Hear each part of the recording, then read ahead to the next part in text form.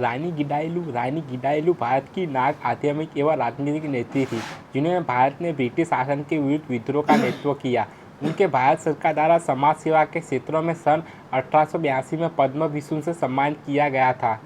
भारत की स्वतंत्रता के लिए रानी गाइदिन्यू ने नागालैंड में क्रांतिकारी आंदोलन चलाया था।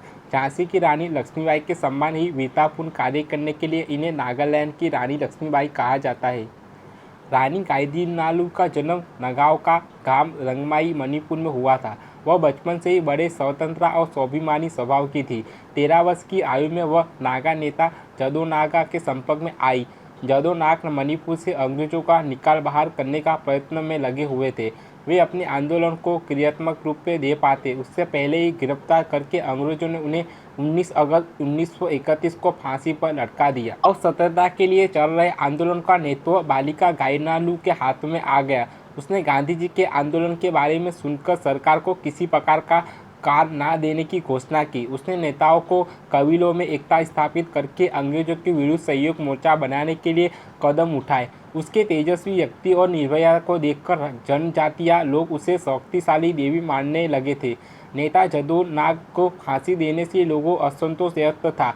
गाइदिन्यू ने उसे सही दिशा की ओर की मोड़। 16 वर्ष की इस बालिका के साथ केवल 4000 सशस्त्र नाग सिपाही थे।